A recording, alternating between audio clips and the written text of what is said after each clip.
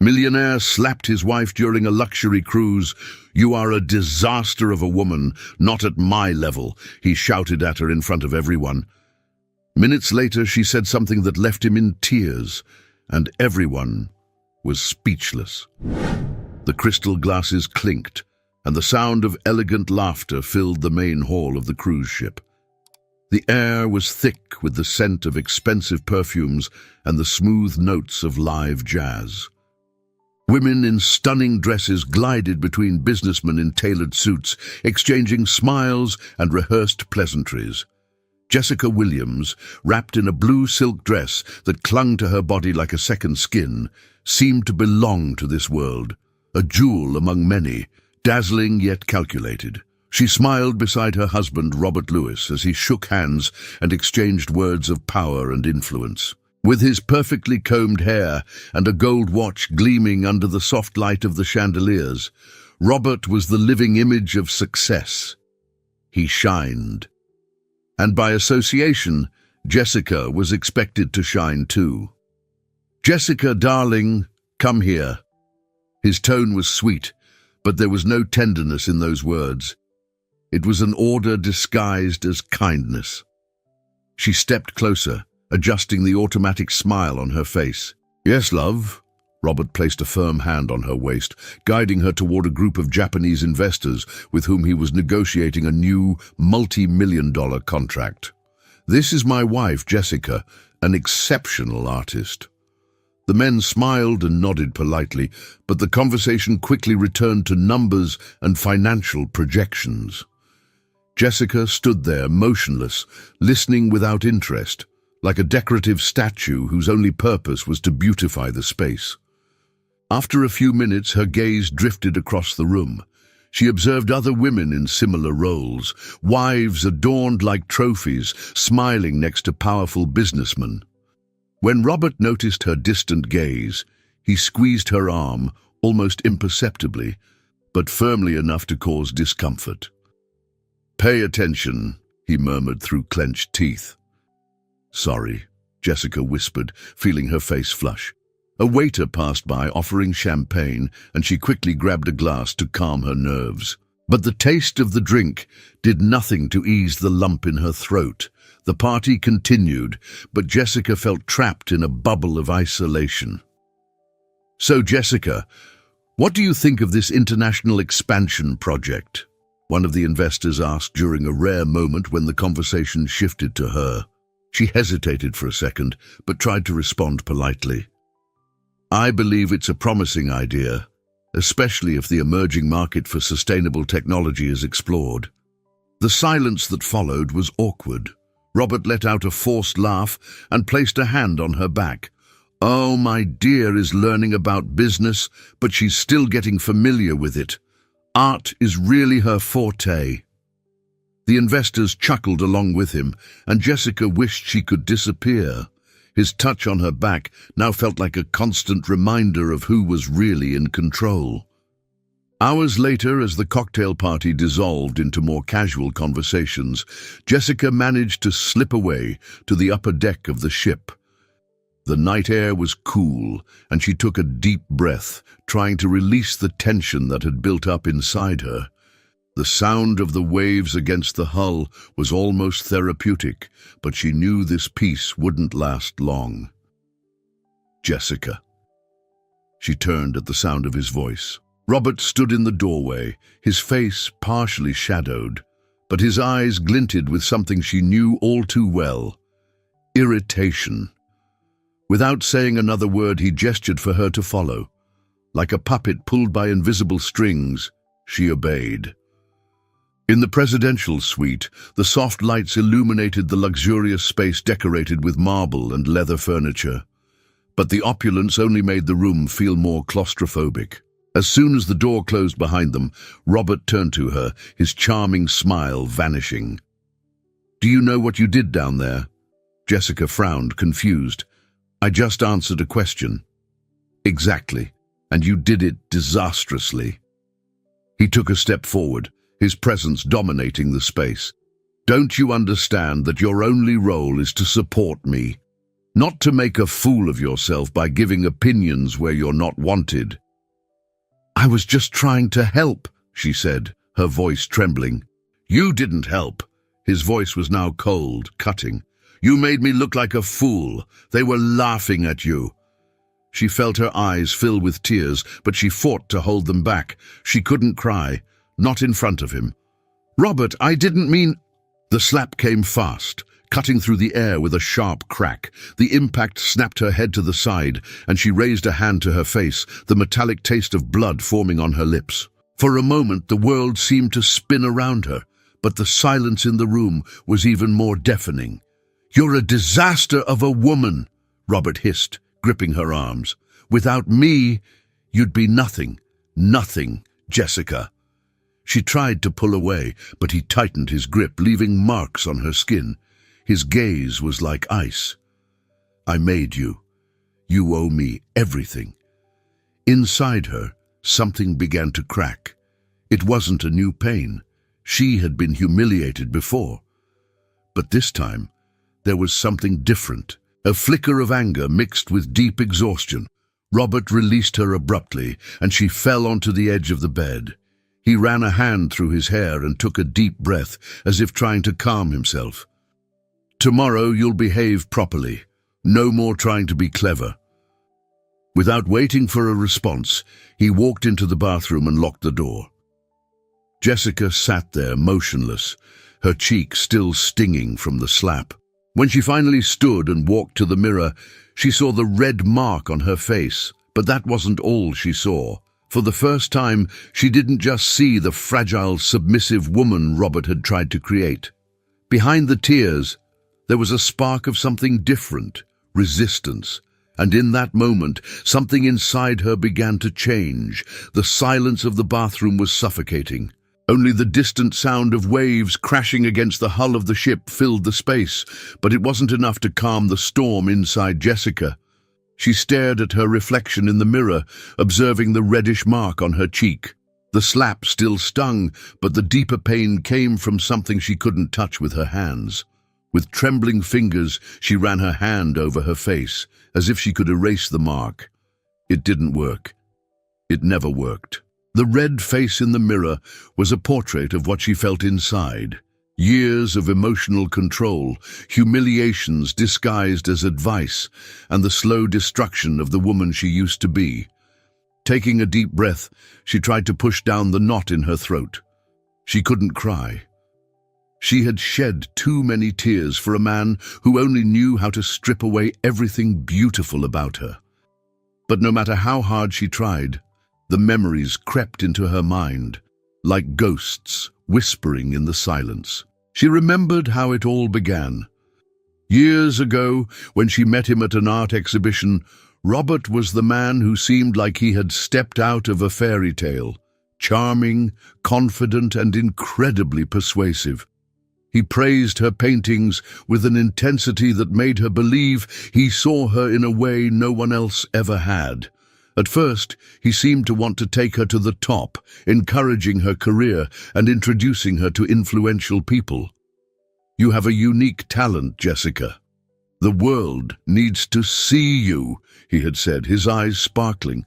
At the time, she believed him, and when he proposed, she thought her life was finally falling into place. But it didn't take long for her to realize that Robert's support wasn't about her growth. It was about him shaping her into the image of what he wanted. The advice started subtly. He would suggest changes to her clothing or the way she presented herself in public. Then he began controlling her exhibitions, claiming that not all art was appropriate for a woman married to someone like him. She hadn't noticed that, little by little, he was trapping her. By the time she realized it, she was already inside the cage. Jessica blinked, returning to the present. Her face was still wet after splashing it with cold water to ease the stinging sensation. In the bedroom, the perfectly made bed seemed to mock her, as if the pristine setting were a representation of the lie her life had become. She looked at the marble table, where a note from Robert rested. His handwriting was meticulously neat, just like everything in his life. Don't be late for lunch with the investors. Behave.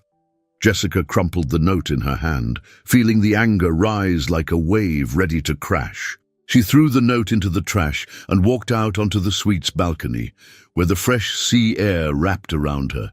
She took a deep breath and tried to push away the suffocating sensation gripping her. During the lunch with the investors, her forced smile remained intact. She knew Robert was watching her every second, like a predator waiting for its prey to falter. He discreetly corrected her a few times, squeezing her hand under the table when he thought she was talking too much. But the real discomfort wasn't his touch. It was the constant need to hide behind a mask. When the lunch ended, Jessica came up with an excuse not to join him for the next meeting. Robert, pleased with her performance, didn't question her. As soon as he disappeared down the corridor, she exhaled with relief. Without a destination in mind, she wandered through the ship's corridors, the sound of her shoes echoing against the marble floor. The noise of the waves, which had once seemed calming, now left her feeling restless. She wondered what she was doing there, living a life that wasn't hers. Until, by chance, her footsteps led her to an event hall where a small art exhibition was being held. Paintings hung on the walls, each more expressive than the last. Vibrant colors, bold brushstrokes, shapes that told stories of pain and freedom. Jessica stopped in front of an abstract painting that seemed almost alive, as if it were shouting at her from behind the canvas. Her heart raced, and she felt her fingers itch, as though they were desperate to hold a paintbrush again. It had been so long. Jessica Williams? She turned quickly, surprised to hear her name. A tall man with slightly messy brown hair and a sincere smile was looking at her curiously. I'm Adam Taylor, the curator of this exhibition. He took a few steps toward her. I would recognize you anywhere. I saw one of your collections a few years ago and was blown away. You were a star. His words hit her like a punch, but in an unexpected way. It wasn't painful. It was a reminder of who she used to be. I don't paint anymore, she replied, her smile bitter. That's a shame. The world needs your art. He observed her for a few moments before continuing. If you ever change your mind, I'd love to talk about a future project. He handed her a business card and, without pressuring her, walked away. Jessica stood there, staring at the card in her hands, as if it were a key. For so long, Robert had made her believe that her art was worthless, a childish distraction compared to the responsibilities of being his wife. But here, in this improvised gallery, something inside her was starting to challenge that idea. Jessica closed her eyes for a moment and took a deep breath. The sea breeze felt lighter now, maybe because, for the first time in years, she felt a spark of something she thought she had lost: hope. The silence of the presidential suite was interrupted only by the faint hum of the air conditioner. Jessica felt the weight of the tension hanging in the air, suffocating her slowly. Seated on the leather armchair near the window, she watched the ocean waves outside, but she found no beauty in the view. All she saw was the reflection of her prison. The suite's door opened with a sharp thud, and Robert entered.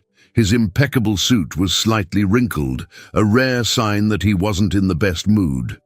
He tossed the jacket onto the bed and unbuttoned the cuffs of his shirt as he slowly walked toward her. Jessica felt her body tense, like a cornered animal. I heard you went to the exhibition today, he said, without looking directly at her. Jessica swallowed hard, trying to stay calm. It was a coincidence. I was walking around the ship and decided to go in. Robert stopped and turned to face her. His expression was hard to read, a mix of frustration and carefully contained disappointment. He stepped closer, stopping right in front of her. A coincidence, huh? And you spoke with that curator. What's his name again? Adam Taylor. She held her breath for a moment. Of course he knew. Robert always knew. Yes, he recognized me. We just talked for a bit. Robert laughed, but the sound was cold, devoid of any genuine amusement. Don't you think you're past that phase, Jessica? Your paintings are no longer the focus of your life. You have responsibilities now. As my wife, your priority is supporting my success. Jessica averted her gaze, but he grabbed her chin with his fingers and forced her to look at him. Do you understand what I'm saying? She nodded almost imperceptibly, but inside, something was churning. Good. He released her chin and walked over to the small bar in the corner of the suite, where he poured himself a glass of whiskey. He took a sip and leaned against the counter, studying her like he was analyzing his next move in a game. You should have told me about meeting the curator.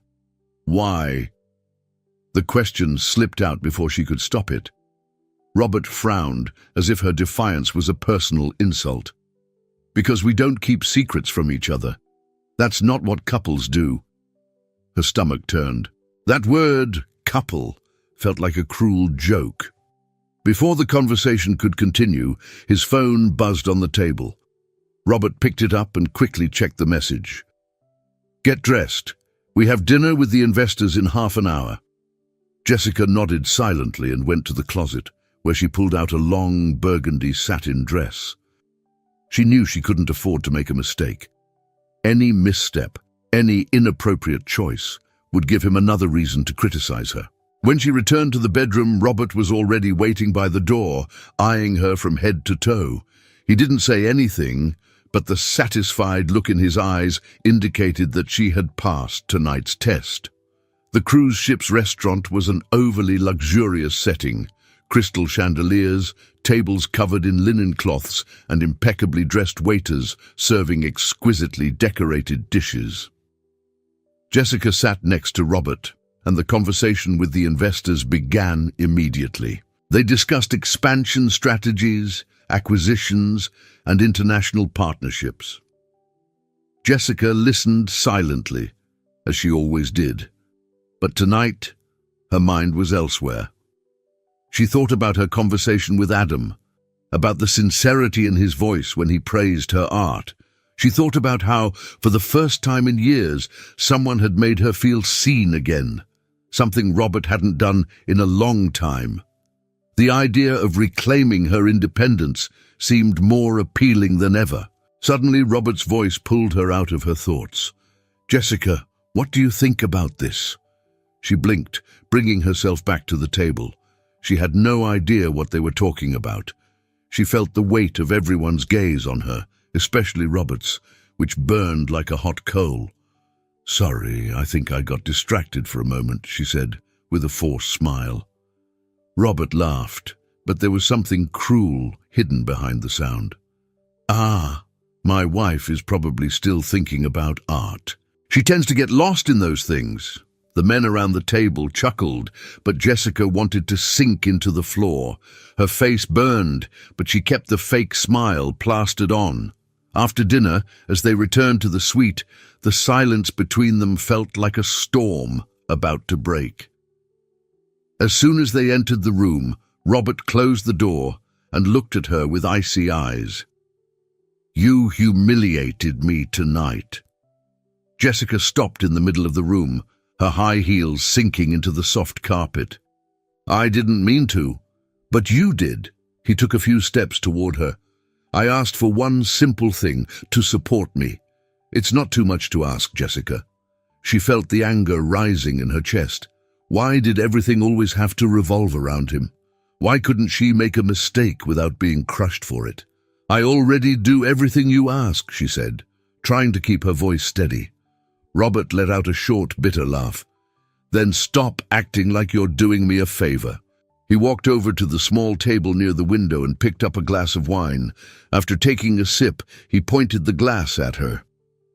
If you keep disobeying me, there won't be any funding for any project. That includes whatever idea you have about resuming your career. She froze. The threat was clear. He knew that depriving her of her art was the worst punishment he could give her. But this time, something inside her didn't give in. As he spoke, Jessica realized that his words no longer had the same power over her. The fear was still there, but now it was accompanied by something new. Resistance. She said nothing. She simply nodded, feigning submission, while her mind worked silently. Robert didn't know it, but at that very moment, she was beginning to plan her escape from his world. The clock on the wall of the presidential suite read 2:17 a.m. Jessica looked at her husband asleep on the bed, his breathing slow and steady. Robert's face, which so often wore a charming smile in public, now looked blank, almost innocent. But she knew who he really was. Trying not to make a sound, she slid out of bed, her bare feet touching the cold marble floor. Wearing a light silk robe, Jessica walked toward the small office in the suite, where Robert often worked at night when he thought she was asleep. Her heart pounded in her chest, adrenaline coursing through her veins. She knew she was playing a dangerous game. If he woke up and found her there, the consequences would be unpredictable. But after his threats during dinner and the growing feeling of being trapped in a cage, something inside her had snapped. She needed to know the truth. She needed a way out. With trembling hands, she opened the bottom drawer of the dark wooden desk. Robert always kept it locked, but tonight he had forgotten. A small miracle.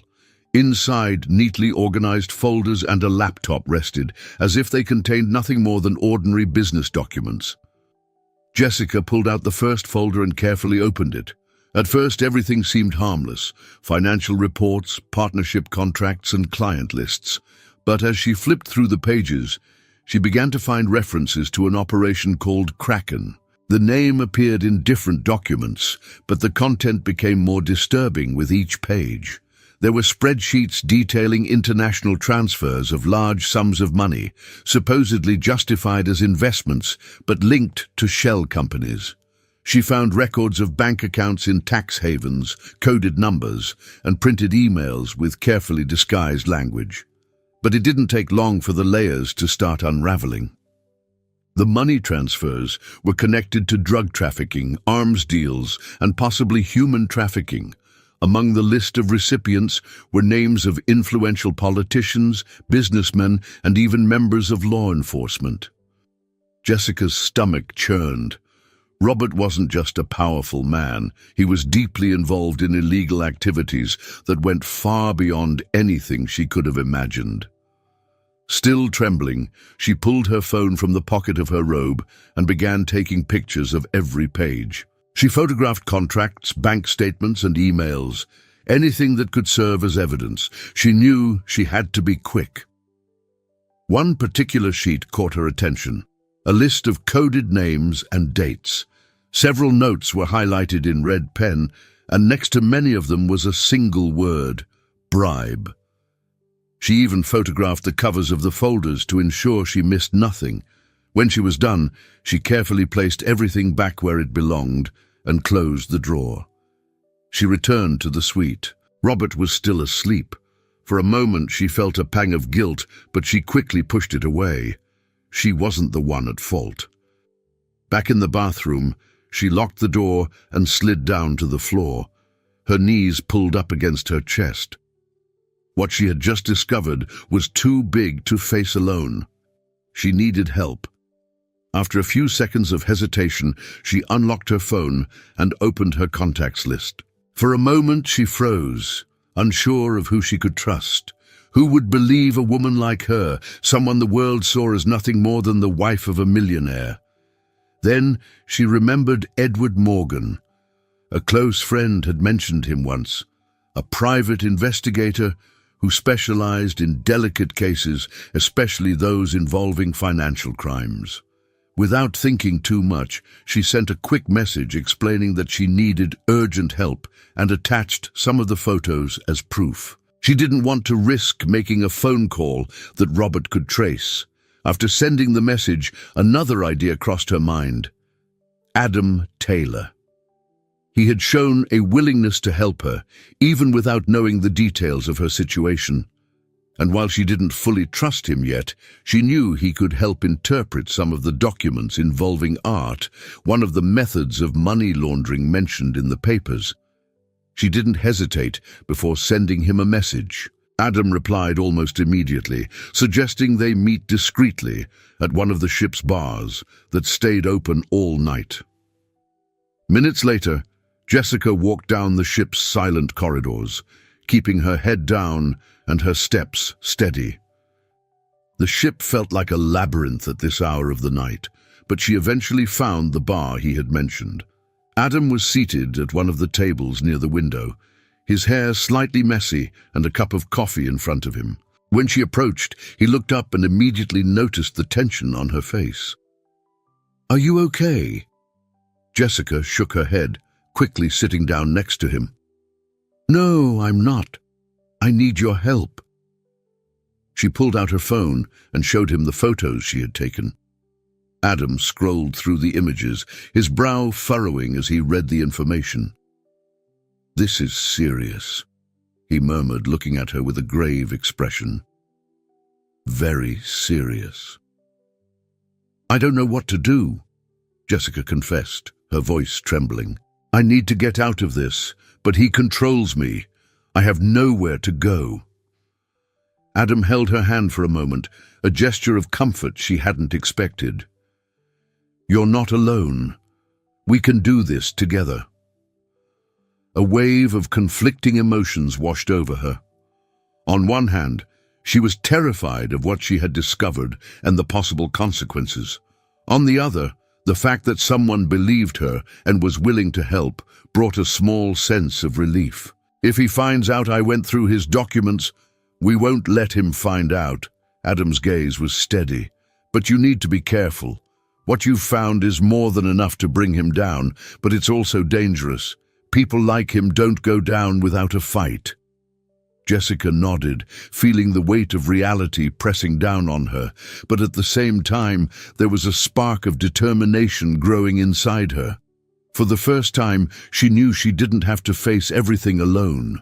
She had a chance, small but real, to escape this nightmare, and this time she wasn't going to back down. The brushes glided across the canvas with a different urgency from what Jessica usually felt when painting. Every stroke was loaded with intention, with pain, and with silent revenge. The vibrant colors, once used to express abstract emotions, now had a new purpose: to tell a hidden story, a dangerous story. Each canvas before her was a disguised accusation, a piece of the puzzle that, once assembled, would expose Robert's crimes and the web of corruption he was entangled in. She wiped her paint-stained hands on her apron and stepped back, observing the work she had just finished. The abstract forms of a ship on the open sea seemed innocent at first glance, but for those who looked closely, the details told a different story. Hidden within the waves were small symbols referencing the maritime trafficking routes she had discovered in Robert's documents. Each painting followed the same logic, a coded message, but clear enough to be understood by those who knew where to look. Jessica's heart raced, but it wasn't fear. It was anticipation. The exhibition she had been secretly organizing on the ship would be her cry for freedom and Robert's public downfall. Her phone vibrated on the makeshift painting table. She quickly wiped her hands and picked up the device. It was a message from Edward Morgan. "Edward, I found something about Adam Taylor. Don't trust him completely. We need to talk." Jessica read the message more than once, trying to absorb its meaning. Why was Edward suspicious of Adam? He didn't provide any details, but the sense of alert that had been circling her mind intensified. Adam had been kind, encouraging, but could he be playing the same game as Robert? She set the phone aside and took a deep breath. She couldn't let paranoia consume her now. There was too much at stake. She would finish the paintings, present the exhibition, and then worry about figuring out who was truly trustworthy. That night, the hall where the exhibition was held looked dazzling. The golden lights reflected off the walls, adorned with carefully arranged works, and the soft sound of a piano in the background created the perfect ambience. Guests in suits and evening gowns circulated through the room with champagne glasses in hand, admiring the art. Jessica was nervous, but she maintained her composure.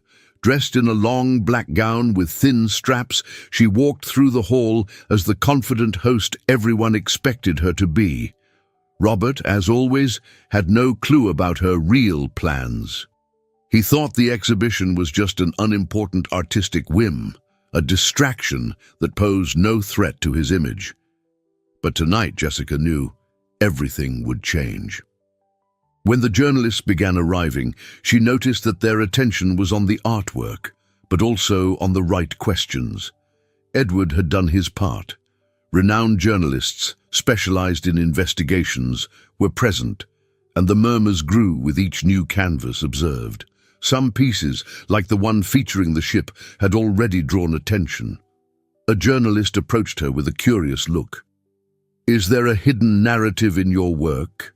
he asked, with a slight smile but serious eyes. Jessica returned the smile, though her stomach was in knots. Art always has something to say. It depends on who's looking. As she answered questions, she noticed movement in the corner of the hall. Adam was there, speaking with a middle-aged man in a dark suit whose expression was cold and distant. Jessica frowned. The man didn't seem like an ordinary guest.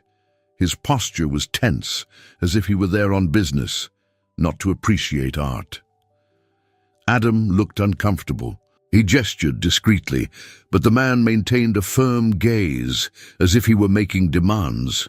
On instinct, Jessica took a step toward them, trying to overhear the conversation, but before she could get close, Adam noticed her presence.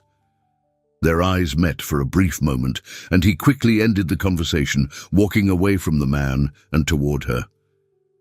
"Jessica, you're glowing tonight," he said with a forced smile. "Who was that man?" She wasted no time with formalities. Adam glanced over his shoulder as if checking whether the man was still there. "Someone who doesn't matter right now." "Of course he matters. I saw the way he was talking to you." For a moment, Adam hesitated. The smile faded, and he stepped closer, lowering his voice. "Trust me, Jessica, I'm on your side."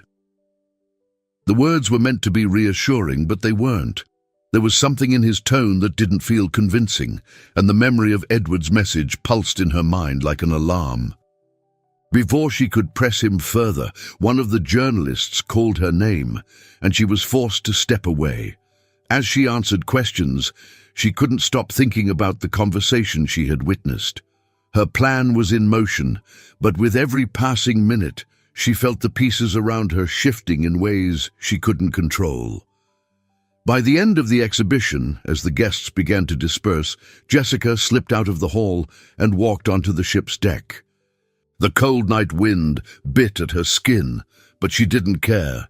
She needed to think. Adam Taylor was hiding something, and if he wasn't who he claimed to be, if he was somehow connected to Robert or the criminal scheme, her plan relied on trustworthy allies, but now it seemed even that was in jeopardy. She looked out at the dark horizon, where the sea seemed endless, and closed her eyes for a moment. She couldn't back down now. Even if Adam was lying, even if everything was falling apart around her, she had to keep going. Robert's facade was already cracking. She just had to make sure she survived long enough to see him fall. The makeshift conference room was silent, except for the muffled sound of the ocean waves crashing against the ship's hull. Jessica stared at Adam, who sat across from her with his elbows resting on the table and his fingers interlocked. There was a tension in the air, ready to explode, as if they both knew this moment would be decisive. She had spent the previous night thinking about every interaction between them. The way he had appeared just when she needed help, the emotional support he had offered without hesitation, and the way he had spoken to that mysterious man at the gallery. Suddenly, everything felt too perfectly orchestrated. Now, She was here to clear her doubts, once and for all. "I saw you with that man last night," Jessica began, crossing her arms to hide the tremble in her hands. "And I received information about you. Don't pretend you don't know what I'm talking about." Adam took a deep breath, as if he had been expecting the accusation. "Jessica, you're seeing things that aren't there. I'm here to help you." "Liar." The word came out firm, even though her heart was racing. "You're hiding something, and if you don't tell me now, I'll find out on my own." For a moment, the silence was suffocating. Then Adam stood from his chair and walked to the window, gazing out at the ocean beyond the glass. When he turned back, the expression on his face had changed. The warmth was gone, replaced by calculated coldness. "You're right," he admitted. "I haven't been completely honest with you." Jessica felt the ground shift beneath her feet, but she kept her composure.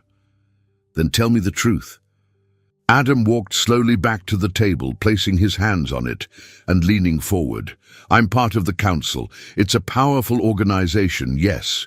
We control global events and ensure that certain things, certain people, stay under our control." Jessica's head spun. This was far bigger than she had imagined. "Are you involved in Robert's crimes?"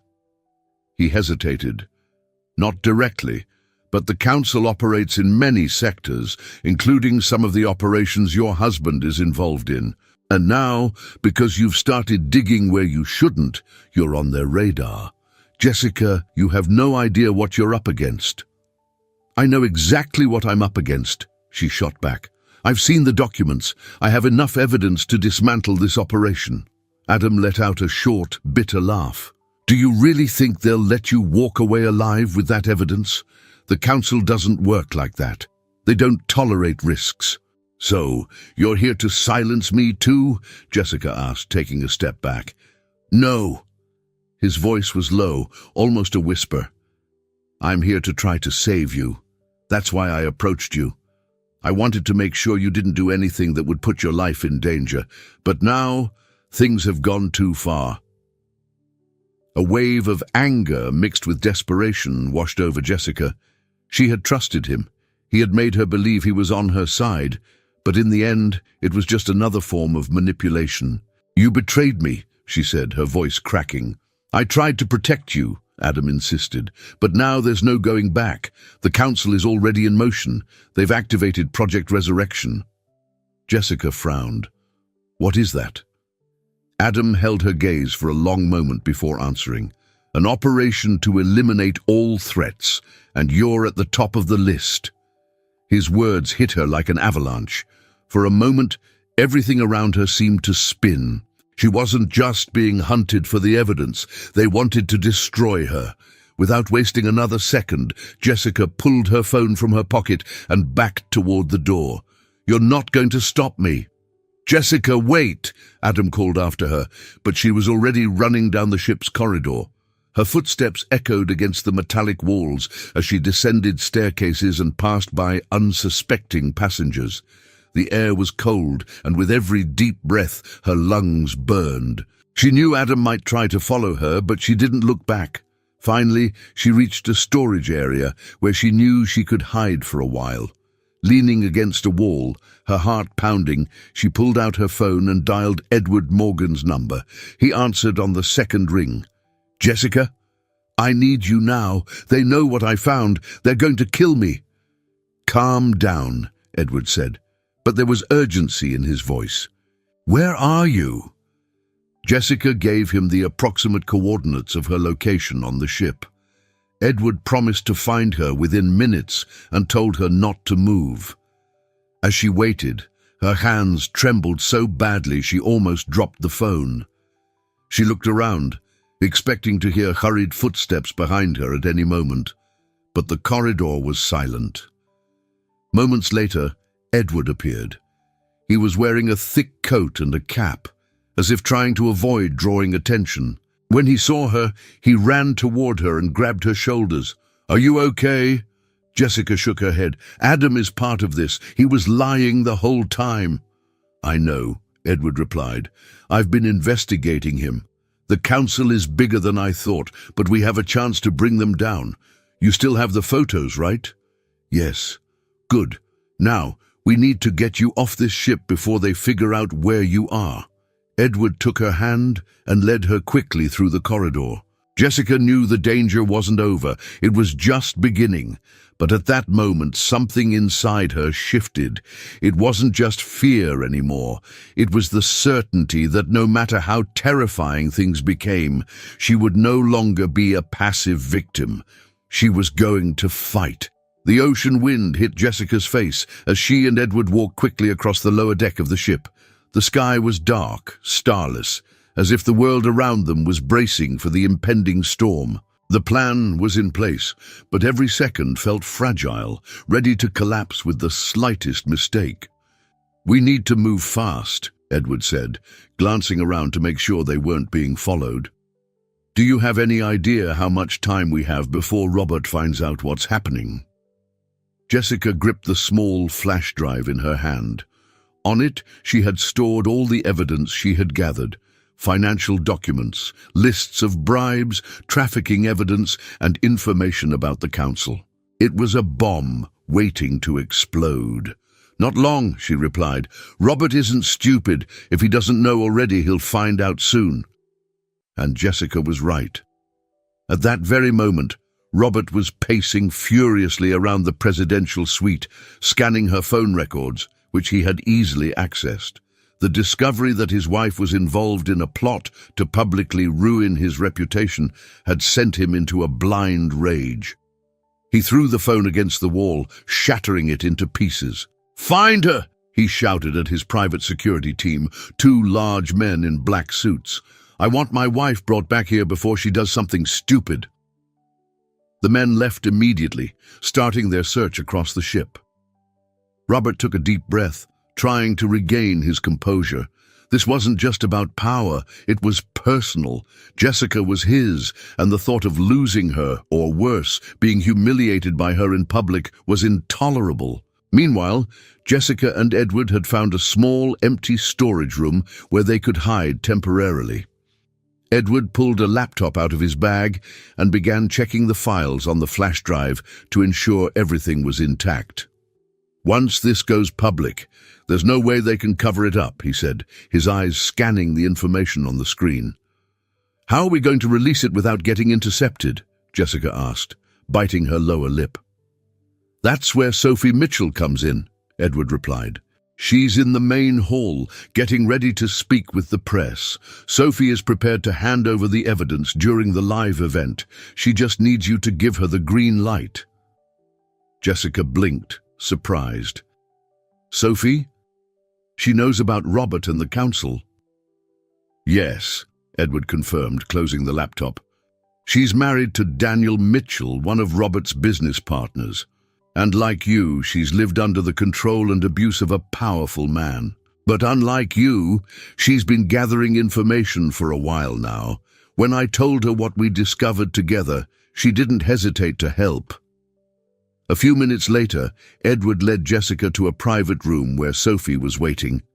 She was an elegant woman with perfectly styled brown hair, but the tired look in her eyes betrayed the invisible scars she carried. When she saw Jessica, Sophie stood and embraced her. "I knew you weren't like them," Sophie said, squeezing Jessica's hands. "I could see it in your eyes. You always wanted to escape." Jessica felt the threat of tears, but held them back.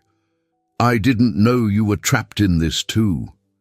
"For years," Sophie admitted. "Daniel manipulated me just like Robert did to you.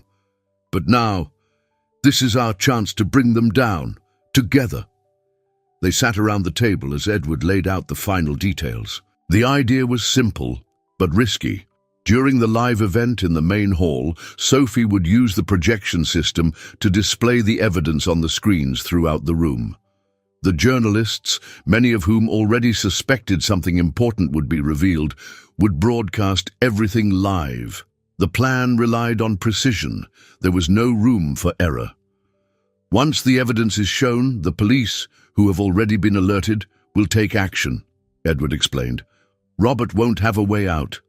"But this puts us in immediate danger," Jessica said, looking between Edward and Sophie. "I know," Sophie replied, "but we can't live in fear anymore." Jessica took a deep breath. For a moment she felt the old version of herself, the submissive, frightened woman, hesitate. But then she remembered the nights she had cried alone, the times Robert had made her believe she was nothing without him. There was no going back. "I'm ready," she said, her voice filled with determination. Soon after, Jessica and Sophie stood in the main hall, blending in with the guests as the event began. Soft music played in the background, but the room was charged with anticipation. The journalists were alert, like predators waiting for the perfect moment to strike. Sophie gave Jessica a discreet nod, signaling that everything was set. She walked over to the control panel where the projection system had been programmed and inserted the flash drive. Within seconds, the screens around the room began displaying the confidential documents. First came the bribery contracts. Then the lists of illegal transfers, Robert's connections to drug and arms trafficking. Silence fell over the room, followed by nervous murmurs and the sound of phones recording the unfolding scandal. Robert arrived at the hall just then. His face, always controlled and confident, was now twisted with rage. He shouted orders to his security team, but it was too late. The journalists were already broadcasting the evidence live. He tried to charge toward Jessica, but two police officers who had just arrived blocked his path. Jessica watched from a distance, her heart racing. When Robert's eyes met hers, they burned with pure hatred. "You'll pay for this," he growled, but he couldn't move. Edward appeared by her side and pulled her out of the hall before things could escalate further. "Let's go. They'll try to grab you while they still can." Outside, the night air enveloped her, and Jessica felt her legs tremble. But this time, it wasn't from fear. It was the relief of knowing she had played her final card and won. As the sound of police sirens filled the ship, Jessica knew that even though challenges still lay ahead, she had done what needed to be done. Freedom was now within reach, and no one would ever take it away from her again. The echo of Jessica's shoes struck the marble floor as she ran through the ship's corridors. Her heart pounded in her chest, and the sound of the ocean waves, once comforting, was now a cruel reminder that she was still trapped here. The plan had worked, but Robert was after her, and she knew he wouldn't stop until he found her. The air felt heavy, as if the ship itself was holding its breath as the final confrontation drew near. Jessica turned a corner quickly and spotted an open door leading to a small storage room. Without thinking twice, she slipped inside and hid behind a stack of boxes, trying to catch her breath. Her hands were sweaty, and she gripped her phone tightly, her fingers trembling as she tried to send a message to Edward. Before she could finish, the sound of rapid footsteps echoed down the corridor. Robert. She recognized his heavy, determined stride. Her stomach tightened, but she refused to let fear paralyze her again. "Jessica!" Robert's voice thundered through the corridor, filled with rage. "Do you think you can run from me? I'll always find you." She bit her lip, trying to stay calm. She needed to think. The flash drive was safe with Edward, and the evidence had already been released. But that didn't matter to Robert. He wasn't here to protect his business. He was here because he couldn't stand losing control over her. The footsteps grew louder, and the door to the storage room was flung open. Jessica shrank behind the boxes as Robert entered. He was out of breath, his tie loosened, and his face flushed with fury. His eyes scanned the room, and she knew he wouldn't leave until he found her. "You're not going to ruin everything I built," he shouted, kicking a box aside. "You think you can expose me and walk away unscathed? You're mine, Jessica. You always have been." Her blood boiled at his words. For years, he had made her believe that, but not anymore. As he moved to the other side of the storage room, she seized the opportunity and darted toward the door. But before she could reach it, she felt his hand clamp down on her arm. "Let me go!" She struggled, but he yanked her back with force, slamming her against the wall. "You're going to learn," he said, his face inches from hers. "You're going to learn that no one challenges Robert Lewis and gets away with it." Jessica felt the pain radiate through her body, but something inside her refused to give up. Summoning all her strength, she shoved him and made a run for it again, but he grabbed her by the waist and threw her to the ground. She fell to her knees, but quickly got back up. Robert charged at her, but this time she was ready. With a swift motion, she grabbed a metal bar leaning against the wall and swung it with all her might. The impact struck his arm, and he cried out in pain, stumbling backward. "You won't control me anymore," Jessica said, her voice steady. Robert tried to recover, but before he could lunge at her again, the storage room door burst open. Edward entered, followed by 2 armed police officers. "Let her go!" one of the officers shouted, pointing his weapon at Robert. Robert looked around like a trapped animal. The pride and hatred in his eyes still burned, but he knew he was cornered. Reluctantly, he released Jessica and raised his hands, but not before casting one last glare at her. "This isn't over," he whispered. "Yes, it is," Jessica replied. "You just don't know it yet." The officers handcuffed Robert and dragged him out of the storage room while journalists who had followed the police captured everything on camera. Robert's face, once a symbol of power and success, was now exposed to the world as that of a broken, defeated man. Jessica stepped out of the storage room with Edward by her side. The sea breeze touched her face, but this time she didn't feel fear. She felt relief. The sound of police sirens and camera flashes filled the air, but it all seemed distant to her. All that mattered was the overwhelming sense of freedom beginning to take root in her chest.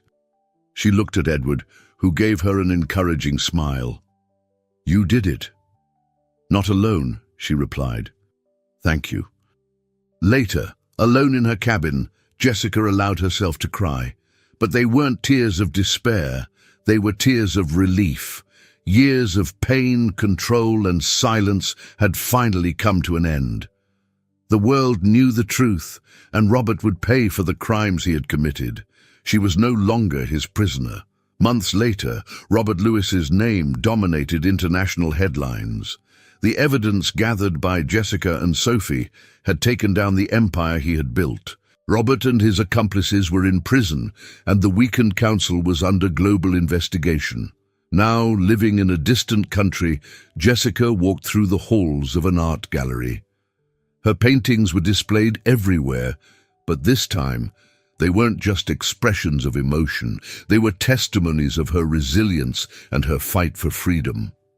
Each canvas told a piece of her story, a story of survival and triumph. Stopping in front of one of her favorite works, Jessica gently touched the frame and smiled. She was no longer the woman Robert had tried to destroy. She was a free woman. The sound of soft footsteps behind her drew her attention. A man with a kind expression approached and greeted her with a smile. He didn't know her entire story, but he knew who she was now, an artist, a strong woman, and someone who had defeated her demons. As she gazed out the gallery window and saw the distant horizon, Jessica felt the cool breeze against her face. It was the beginning of a new life, and this time, she was in control. I hope you enjoyed today's story. If you did, subscribe to the channel so you don't miss more stories like this. Leave a like and comment below what you thought about the story. See you in the next video.